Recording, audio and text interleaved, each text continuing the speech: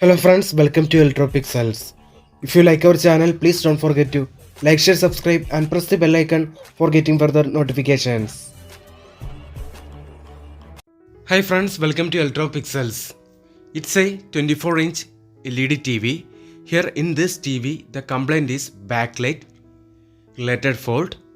So while checking in the market, here actually the default LED strips are not available. So here we decided to use alternate LED strip. You can see these LEDs are of same position, but the socket is different. So here we need to solder the wire directly to the LED strip to fix this alternate one. You can see the number of LEDs, its voltage and the position of the LED arrangements are same, but the socket is different. So here we need to solder it directly to the LED strip for fixing this alternate LED strip.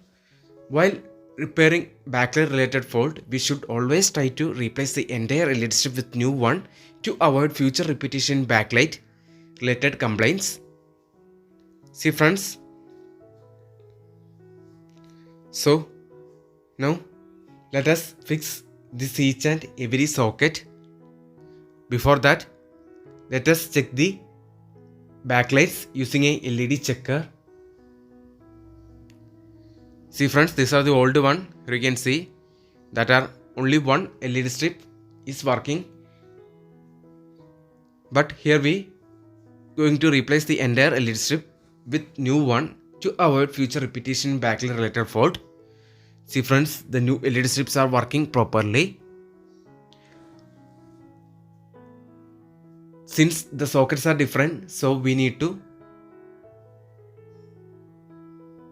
solder the wires directly to this LED strip. See friends, finally here we solder the wires directly.